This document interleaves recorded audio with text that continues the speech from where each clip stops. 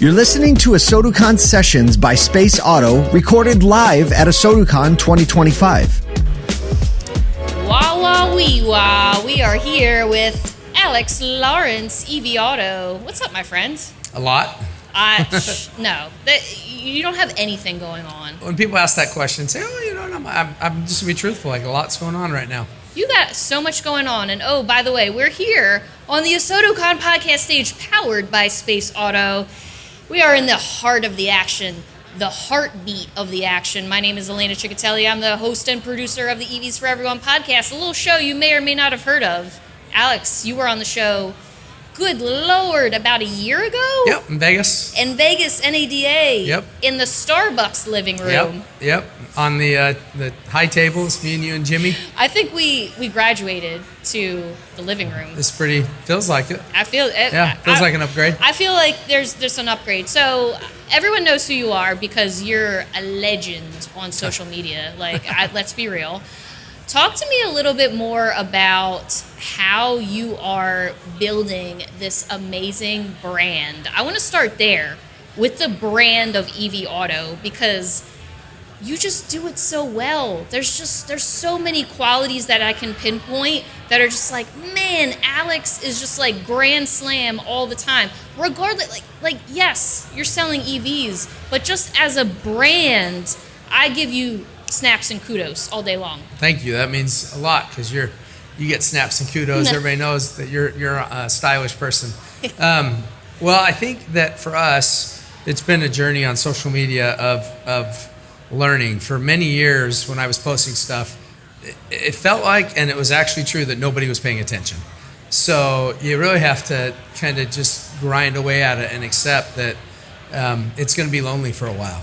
And so for years, I would post stuff every day, and it would get very little interaction. And for the first couple of years, it was mostly educational type stuff. I'd sit in front of the camera and I'd explain to people about battery range or, how does autopilot work and stuff like that. And it started to grow over time a little bit. But then I did a video that was really just kind of behind the scenes, turn the camera on, show what goes on. And so I own 2 car dealerships that I started, and I've got a third, and we've got some other things that we do, and just let the camera roll. And as we started to do that, engagement started to pick up quite a bit, but then we started getting some situations that were unusual, and they went viral. And then that was kind of, it's continued to grow from there. And that documentary style is just so compelling. That is just, as a consumer of media, yes, I do produce media, but I also consume a lot of media. Sure. And I see what is trending. And it's like, I really appreciate the intention that you have behind like that documentary style. And I think a lot of people can take a page out of your book in the lessons learned. So yeah, we got to talk about EVs now. So you're right with great. that? Yeah. I think great. You might know some stuff about EVs. There's some people here that know more for sure, but so all right. So we've got a lot of things to talk about. So we've got some pricing questions, right? So we don't have to talk too deeply about tariffs and what's going on with that situation, but what, in your opinion, is most affecting the value of these used EVs, right? You're getting trades. I mean, people are coming to you with their Teslas that have, 30,000 miles on them, and you're remarketing them. So used EV values, what are you saying? Well, it's a big it depends answer. Yeah. Some of it depends on what part of the country you're in. And I've said this many times before, and I'll say it again. When I got into the car business, I didn't realize I was getting into politics. Yes. And so, yes. If you're selling Tesla, which most people, that's their primary EV. Right. Some areas, they have a difficult time giving them away. And they receive a lot of trades from people that don't want them anymore. And in other areas, they sell very well. And so how you price them, it's going to be different in those two markets, right? Beyond that, there's some of the traditional tools that help you evaluate what's going on with market day supply and things like that. But there's some other things that impact that are not as obvious. A lot of rural markets don't have as much charging availability, so it might not be the best fit for folks. It really depends on your inventory, whether you're going on the upper end of it, maybe some newer Teslas, some newer Rivians. If you've got things like Hummers and the new electric Denali's and that, you still can get into six figures on those. So, all of those things have a big, big impact on a pricing strategy. So I'm not trying to dodge the question, but I would need to know. I can tell you how I'm doing. Right. But do you want me to do that? Yeah, I would love that. Yes. Okay, so we are about 90% Tesla in our inventory right now. Where I live in Utah is supportive, largely supportive of what's going on in the political environment with Elon and so forth. And so demand is high, steady. In terms of pricing, we're getting above market values partially, I think, because of our hyper focus on it. We've built a reputation over the last 5.5 years as being kind of the place to go. And so we're getting some of those tailwinds. But when something like the used EV tax credit goes away towards the end of the year, which it looks like it will in December 31, there's going to be some strategy around adjusting to that. Because what's really funny to me is there's a lot of dealers, many of them probably here, many back where I live, and many around the country, that you couldn't give them an EV for years. They got burned by them so bad. There was so much volatility, fastest depreciating car in history, a lot of really good reasons to stay away from the asset. And then when the tax credit came in, it took them a while, but they started realizing, wait a minute, if I sign up for this program, I have $4,000 down payment assistance for these cars that are actually, now that I'm really looking at them, pretty good cars for the money.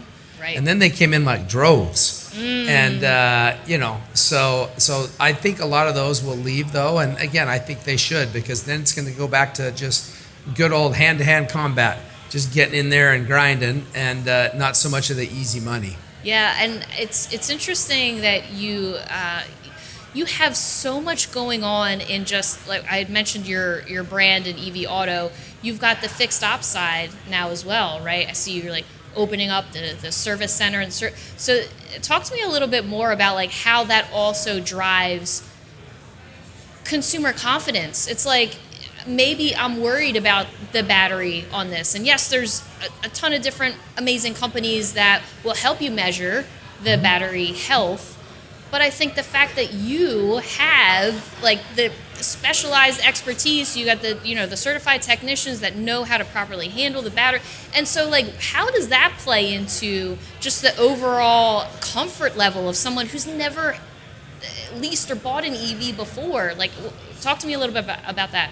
Yeah, which is over 90% of our customers have never owned one. Right. So, yeah. So EV Auto is actually a sub company of our parent EV Group, and EV Group has 6 different companies that are different parts in the vertical of EV ownership, and one of them is service. And so we have our first fixed service center, which has 5 service bays connected to our new location.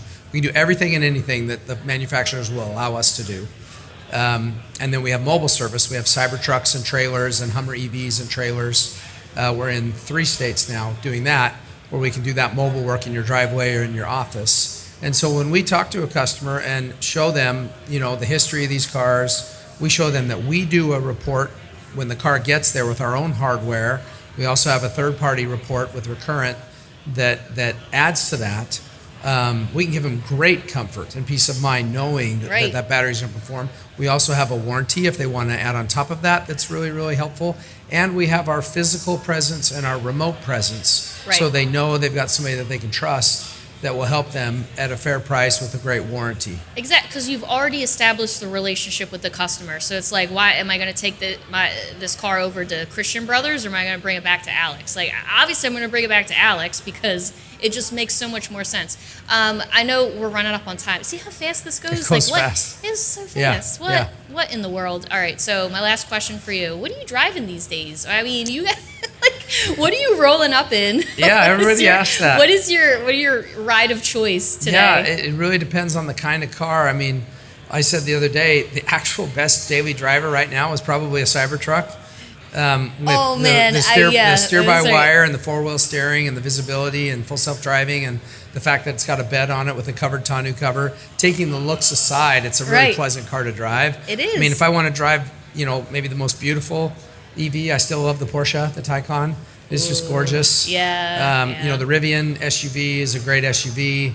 The Plaid Model S is still a modern engineering marvel, So let me get this straight. Do you just go into the dealership, you close your eyes, and you're just like, I think this one. You're throw the dealer plates on there. Not quite, but I would say right now I'm driving the Hummer EV truck because the roof comes off like a Jeep. And it's really nice weather. So that it's just fun to have the top off. And it's the only one that we have that does that. All right, well, guess what? I'm going to have to come to Utah sometime soon and test drive some of these vehicles because I hear about them, I report about them, and yet I have not driven one.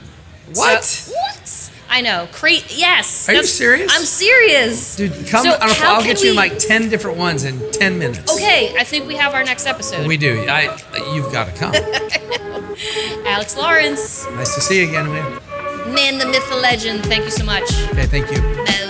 Thank you for listening to this ASOTUCon session brought to you by Space Auto.